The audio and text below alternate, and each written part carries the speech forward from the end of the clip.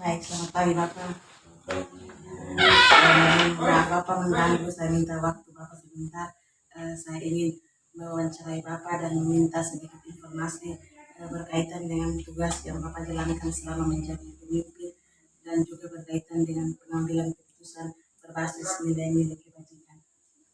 Baik Bapak, untuk pertanyaan yang pertama, selama Bapak menjadi pimpinan, bagaimana Bapak dapat mengidentifikasi kasus-kasus yang merupakan dilema etika atau rujukan moral? baik untuk masa kepemimpinan saya ketika menghadapi persoalan yang berkaitan dengan dilema etika dan kebijakan moral, pun yang paling penting itu yang pertama berkaitan dengan penting atau mendesak, penting atau mendesak. Dilema etika dan kebijakan moral yang ada di sini kadang ketika secara aturan harus ditegakkan, tapi berbenturan dengan etika bahkan moral, sehingga ini saya identifikasikan, saya pilihkan itu aspek pertama yang harus diperhatikan, penting dan mendesak, lalu efek yang harus saya terima ketika keputusan ataupun kebijakan yang saya putuskan itu berdampak pada siapa saja. Konsekuensi lanjutnya jelas bahwa kalau berdampak luas pada warga sekolah, dalam arti sangat mempengaruhi situasi sekolah, itu pasti harus kita batasi. Kemudian penting dan tidaknya itu juga tergantung, bisa saja penting tetapi tidak mendesak, bisa saja tidak penting tetapi mendesak, bisa saja penting mendesak, penting tetapi tidak mendesak. Jadi ini yang menjadi persoalan ketika berbenturan dengan nilai moral. Tentunya menjaga ketahanan sekolah itu lebih fokus di situ, walaupun secara aturan harus kita tegakkan, tapi mempengaruhi kondisi dan ketahanan sekolah. Itu bijak betul untuk harus kita identifikasi pilihan yang baik. Ini kepentingan pribadi, ini kepentingan umum, itu yang harus saya pegang prinsip seperti itu. Baik, Bapak, untuk pertanyaan yang kedua, selama ini atau sejauh ini bagaimana Bapak menjalankan pengambilan keputusan di sekolah, terutama dalam kasus-kasus yang dilema ataupun kepentingan yang sama-sama benar atau sama-sama mengandung nilai kebajikan? Yang saya alami soal tenaga pendidikan, mungkin secara etika dan moral kasusnya lebih kepada guru yang di satu sisi terjadi di dalam lembaga ini. Contoh konkret yang lebih jelas, misalkan guru yang mungkin karena persoalan saling mencintai satu sama lain, akhirnya secara moral mestinya tidak boleh. Tapi di satu sisi saya lebih memperhatikan bahwa ketika ini tidak mengganggu ketahanan sekolah, lalu saya bisa bijaki dan bisa mengarahkan mereka untuk menerima sakramen supaya jangan mengganggu konsentrasi peserta didik, beristimewa berkaitan dengan keteladanan Bapak Ibu guru, sehingga ini saya fasilitasi baik-baik sehingga tidak menjadi gesekan, timbul persoalan di antara Bapak Ibu guru maupun orang tua, bahkan berdampak pada murid. Jadi keteladanan ini di satu sisi secara moral pasti keliru, tapi di satu sisi juga saya berpikir kalau misalkan dua-duanya saya kembalikan ke orang tua atau misalkan saya berhentikan, maka saya secara tidak langsung bersalah sekali, karena kecuali yang kedua akhirnya tidak melanjutkan ke jenjang hidup yang lebih jauh lagi ke depan, pisah dan sebagainya. Tetapi sejauh bahwa mereka dua seia sekata sepakat, maka saya harus mengarahkan mereka supaya jangan timbul kesan yang negatif. Lihat dan guru di depan mata anak-anak itu keliru, maka saya arahkan dan saya dalam situasi seperti Baik Bapak, luar biasa ya Bapak. Kasus ini memang sangat sulit untuk ini, tapi Bapak sudah berusaha untuk bijak dalam mengambil keputusan dan sangat luar biasa. Baik Bapak, selanjutnya pertanyaan yang berikut, kira-kira langkah-langkah atau prosedur seperti apa yang bisa Bapak lakukan selama ini, yang biasa Bapak lakukan selama ini? yang kebiasaan saya itu, yang paling pertama itu mendengarkan dulu. Kemudian mendengarkan ini tidak serta-merta terbatas di satu orang. Jadi untuk membantu kepemimpinan atau membantu saya untuk mengambil keputusan, saya biasanya menggunakan kesempatan yang ada dukungan, minta masukan dari bapak-bapak di sekolah. Jadi saya mendengarkan terlebih dahulu, kemudian berdiskusi, lalu saling melengkapi, sehingga ketika saya menyatakan bahwa keputusan saya ini saya tegakkan karena kebijakan moral atau aturan sekolah, kami sudah diskusikan di ruangan kepala sekolah, kemudian baru saya berhadapan dengan bapak ibu guru atau pengurus yang bersangkutan. Jadi langkah-langkah prosedur yang saya ambil itu yang paling penting itu mendengarkan dulu. Kemudian dari diskusi dengan wakil pimpinan, kemudian berdiskusi dengan yang bermasalah, kemudian saya menjaga situasi dinamika yang terjadi ketika keputusan saya sudah saya ambil.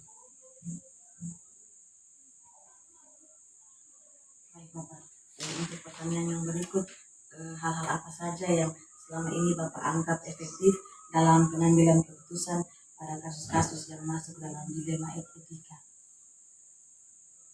Karena keputusan dalam kasus dilema etika itu berat, tidak serta-merta harus dari seorang pemimpin, maka perlu melibatkan orang lain dalam mengambil keputusan. Dalam arti bahwa sebelum keputusan final di depan warga sekolah itu terjadi, minimal lingkaran yang membantu kinerja kepala sekolah, wakil kepala sekolah, atau kita mungkin, karena di sini kita mungkin belum ada orang yang lebih tua dari kita semua. Kalau ada itu tetap saya libatkan, sehingga mendengarkan itu yang paling penting. Kemudian yang terakhir intinya, ketika ada persoalan itu jangan terburu-buru langsung ambil keputusan, karena kita bisa saja tersesat dengan emosi atau perasaan. Yang berikut Bapak, hal apa saja yang selama ini merupakan tantangan dalam pengambilan keputusan pada kasus-kasus dilema etika yang Bapak alami sejauh ini? Tantangan itu ketika kita menghadapi dinamika atau kebijakan berkaitan etika dan moral, itu pasti diskusi publik, misalkan dalam rapat dan sebagainya. Tantangan yang terberat itu minimal kita harus meredam dinamika rapat, kemudian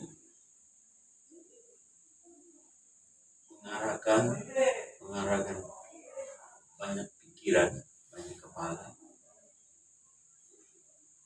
sehingga kita bisa menemukan solusi. Memang dari usul saran begitu banyak, tetapi ketika tiba di keputusan itu betul-betul harus objektif, sehingga jangan tanya karena bilang saya suka dia atau saya senang dengan dia di keluarga saya. Itu ketika ada persoalan seperti itu, tantangan terberat itu kita beralih ke itu hilangkan rasa subjektif supaya keputusan atau kebijakan yang harus kita ambil itu tidak mempengaruhi siapa. Jadi yang paling penting dinamika, tantangan paling utama itu dinamika rapat untuk ambil keputusan. Yang kedua, sebagai pemimpin tentu hilangkan perasaan subjektif. Dua tantangan ini cukup berat ya, Bapak. Yang berikut Bapak, apakah Bapak memiliki sebuah tata cara atau jadwal tertentu dalam menyelesaikan kasus-kasus yang dihadapi Bapak yang berkaitan dengan dilematika, ataukah Bapak langsung menyelesaikan di tempat atau memiliki jadwal untuk menyelesaikan, atau bentuk-bentuk yang Bapak miliki selama ini, sedang prosedur apa yang sudah Bapak jalankan? Untuk tata cara itu, karena kalau kasus yang emergensi mendesak tentunya harus memang kita ambil keputusan. Tetapi kasus yang bisa kita, tadi saya sampaikan, kalau penting dan tidak mendesak maka kita bisa membiarkan 1 2 hari, pikiran tenang, situasi tenang, baru kita ambil keputusan. Tetapi itu prosedur tadi itu, ketika ada persoalan libatkan wakil pimpinan, libatkan orang lain untuk diskusi. Untuk persoalan yang selama ini nih, jadwal tetap selalu saja ada ruang untuk pimpinan untuk mendengarkan persoalan. Jadi untuk soal tata caranya paling diskusi. Kalau persoalan yang berat itu pasti libatkan komite dan libatkan wakil orang tua untuk saya ambil keputusan, sehingga periode waktunya itu pasti memakan waktu 1 2 hari. Tetapi emergensi penting dan harus mendesak maka saya terpaksa harus ambil keputusan. Kalau Bapak ini saya sudah melihat sejauh ini Bapak sudah berkolaborasi sangat baik dengan rekan-rekan guru, khususnya pada para wakasek dalam menangani berbagai kasus ataupun kegiatan-kegiatan lain yang perlu untuk secara cepat mengambil keputusan seperti yang Bapak sampaikan tadi. Baik Bapak, yang berikut, adakah seseorang atau faktor-faktor yang selama ini mempermudah atau membantu Bapak dalam pengambilan keputusan dalam kasus yang memang berada pada dilema etika? Untuk bantuan atau yang menjadi pendukung itu soal kolaborasi dan kerjasama wakil kepala sekolah, sehingga saya merasa terbantu sekali karena apa yang saya bangun selama ini berkaitan dengan memberi kepercayaan ke mereka, sehingga ketika ada persoalan saya mengajak mereka untuk mengambil keputusan, saya dimudahkan. Yang terakhir Bapak, yang dari semua hal yang sudah Bapak sampaikan dalam tadi pembelajaran tadi, kira-kira apa atau pengalaman apa yang dapat Bapak bisa seringkan dalam mengambil keputusan dilema etika sejauh ini? Untuk pertanyaan terakhir ini saya hanya mau sampaikan bahwa ketika sudah menjadi pemimpin itu ibarat semakin tinggi pohon berarti semakin tinggi goncang. Entah itu tantangan dari dalam maupun dari luar. Sama halnya dengan pohon tadi saya ibaratkan, angin dari luar itu pasti kencang, angin dari luar itu pasti kencang. Tetapi ketika kita lemah membangun kerjasama untuk menguatkan bangsa yang di dalam, memberi kepercayaan kepada Bapak Ibu guru, memberi ruang untuk Bapak Ibu guru untuk berkembang, lalu memunculkan sikap positif, selalu berpikir positif untuk semua orang, sehingga jangan sampai pimpinan dan bawahan itu dalam bayangan atau dalam pikiran itu negatif saja, sehingga ada persoalan. Misalkan ketika orang datang terlambat, Bapak Ibu datang terlambat, siswa datang terlambat, atau tidak masuk sekolah, selalu berpikir positif, sehingga jangan mempengaruhi perasaan, sehingga ketika ada persoalan yang berdampak untuk ambil keputusan itu, pikiran kita jernih. Sehingga seperti tadi, hal yang paling penting membangun kepercayaan menjadi kuat itu ketika orang lain percayakan dia. Sama halnya dengan terkait dengan pemimpin. Pemimpin percaya, maka ketika tidak ada kepala sekolah yakin saja. Tetapi itu tadi, kalau kepala sekolah juga semua maunya pikiran negatif saja dengan bawahan pikiran negatif saja dengan bawahan, maka susah. Jadi akar yang paling penting, tanamkan kepercayaan, kemudian ingat saja bahwa harus selalu kuat. Semakin tinggi pohon, goncangan angin itu semakin kencang. Bukan berarti bahwa sudah jadi pemimpin berarti aman-aman saja. Dan tanggung jawab berat. Mungkin itu saja. Terima kasih, saya kembalikan. Terima kasih banyak Bapak untuk kesempatan dan juga informasi yang sudah Bapak berikan berkaitan dengan pengambilan keputusan berbasis atau berdasarkan atas nilai-nilai kebajikan sebagai pemimpin, dan semoga informasi yang sudah Bapak bagikan dan sharing tadi bisa membawa manfaat dan dampak bagi kami apabila saat kami menjadi pemimpin. Sukses Bapak, terima kasih Bapak untuk kesempatan ini. Terima kasih banyak. Selamat pagi.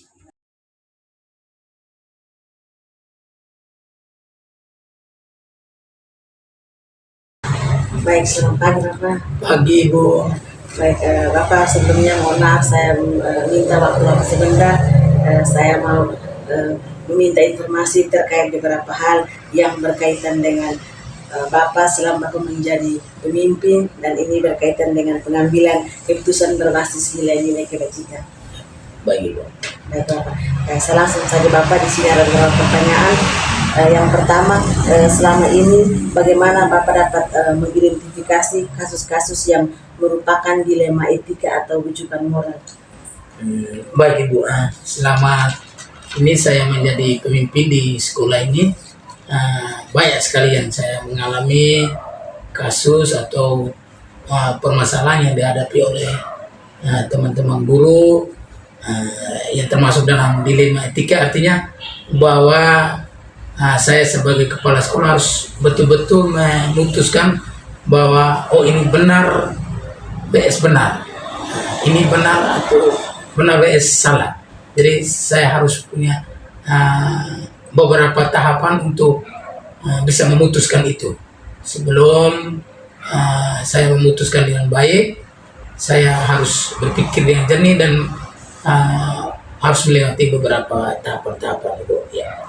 Baik Bapak, pertanyaan yang kedua Bapak, selama Bapak menjadi pemimpin, kira-kira bagaimana Bapak dapat menjalankan pengambilan keputusan di sekolah, terutama untuk kasus-kasus di mana ada kepentingan yang sama-sama benar ataupun sama-sama mengandung nilai kebajikan? Baik Ibu, ini kalau kasus yang betul-betul mengandung nilai kebajikan dan sama-sama penting, ini menjadi dilema. Di sini dilema etika. Pengalaman saya ambil contoh misalnya teman guru, suatu saat dia meminta izin kepada saya saat ujian, di mana ada keluarganya yang meninggal. Ini sama-sama penting ini. Anak juga penting di sekolah, lalu keluarga juga penting karena yang meninggal, apalagi keluarga kandung. Sebelum memutuskan ini saya berpikir, saya melalui tahapan-tahapan. Ini kalau saya mengambil keputusan begini, akibatnya apa? Di sini saya pengalaman saya mengambil keputusan dengan memberikan anak ujian dulu. Setelah ujian baru mengunjungi keluarga yang meninggal. Ya. Baik Bapak, memang benar Bapak bahwa ini kita harus bijaksana untuk mengambil keputusan, dan Bapak mereka sudah lebih dulu mengetahuinya. Baik Bapak, pertanyaan yang ketiga, langkah-langkah atau prosedur seperti apa yang biasa Bapak lakukan selama ini? Baik Ibu, karena saya mempelajari ini juga selama ini, jadi langkah-langkah itu ada beberapa prinsip bahwa semua langkah yang diambil itu harus tidak merugikan salah satu pihak, sama-sama penting. Tetapi karena di sekolah kita lebih mementingkan peserta didik. Ya. Baik Bapak, selanjutnya pertanyaan berikut, hal-hal apa saja yang selama ini Bapak anggap efektif dalam pengambilan keputusan pada kasus-kasus yang termasuk dalam dilema etika. Baik, Bu, kalau hal-hal yang paling efektif Ibu ya dalam kasus dilema etika ini, saya berprinsip begini Ibu, bahwa semuanya itu terutama hanya kepada peserta didik ya. Semua kasus yang dialami oleh teman-teman guru di sekolah saya, dalam mengambil keputusan saya melalui beberapa prinsip itu, tetapi prinsip-prinsip itu diuji dulu sebelum mengambil keputusan. Nah, setelah diuji, saya mengambil keputusan lebih berpihak kepada peserta didik itu ya. Baik Bapak, pertanyaan berikut, hal apa saja yang selama ini merupakan tantangan dalam pengambilan keputusan pada kasus-kasus yang masuk dalam dilema etika? Baik Ibu, ini seru ini Ibu. Maksudnya begini Bu, kita sebagai pemimpin harus siap menerima risiko, terutama ketika keputusan kita ini tidak sama dengan yang dikehendaki oleh rekan kita, teman guru di sekolah. Misalnya contoh, mereka menghendaki bahwa mereka punya tugas di sekolah bisa ditunda, mereka lebih dulu ke sana, tetapi kita memutuskan bahwa di sekolah lebih dulu baru ke sana. Ini kita siap menerima risiko, seperti ada ketidaksenangan dari teman-teman guru itu kepada kita. Lalu kita sebagai pemimpin, prinsip saya bahwa saya memperlakukan sama kepada semua guru. Jadi sehingga jangan menjadi pengalaman bagi mereka, oh kenapa sih ini kok bisa diizinkan, kami juga tidak. Ini kalau bagi saya harus yang apa yang saya putuskan hari ini menjadi dasar bagi untuk semuanya ya.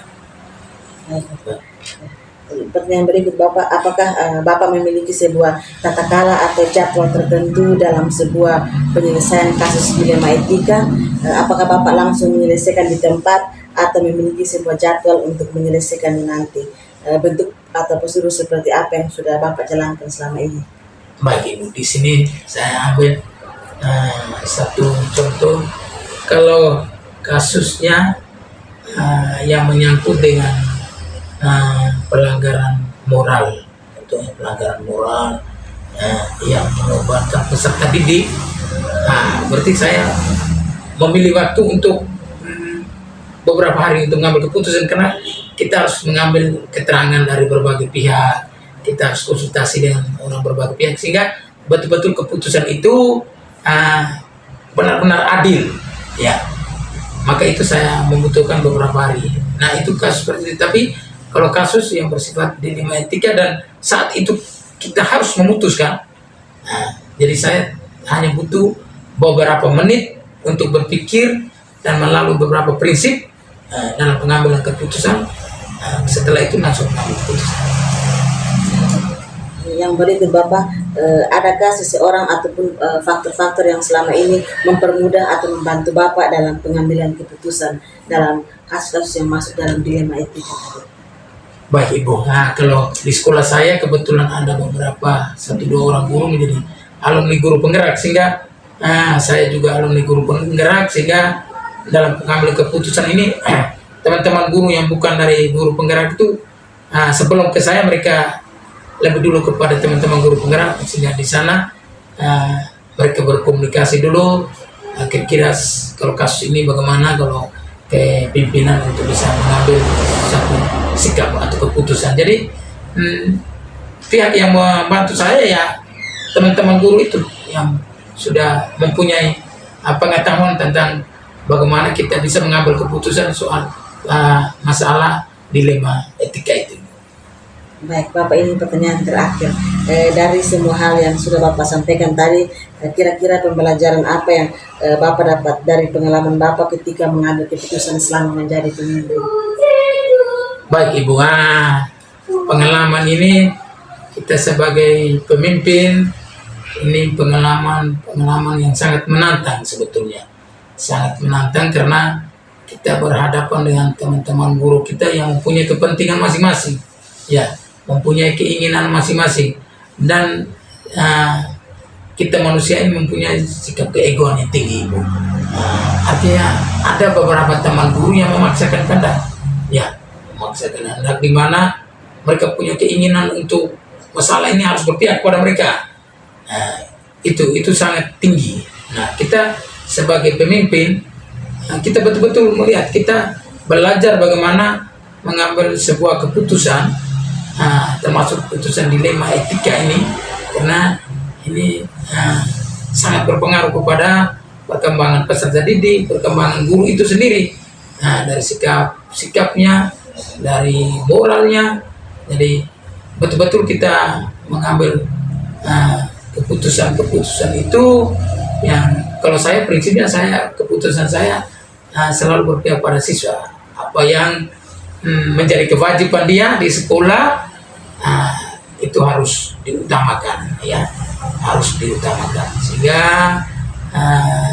tidak merugikan siswa dan juga tidak merugikan guru itu sendiri. Di sini hanya pergeseran waktu saja, Ibu, pergeseran waktu saja, hingga kemauan ibu itu atau bapak ibu guru itu bilang sekarang harus jalan, saya punya kemauan ini, saya keputusan ini, saya keinginan ini, bapak kepala atau pimpinan saya kalau boleh saya meninggalkan tugas ini, saya ke sana dulu. Itu keinginan dia, tapi kan tidak selamanya kita kepala sekolah. Tapi selama ini pengalaman saya, Ibu, setelah saya belajar tentang kepemimpinan ini, dengan beberapa langkah, beberapa prinsip dalam pengambilan keputusan ini yang saya sudah alami selama ini, walaupun ada sedikit pergeseran di sekolah karena keegoan tadi, tetapi sudah jalani kurang lebih 3 tahun ini, Ibu, sebagai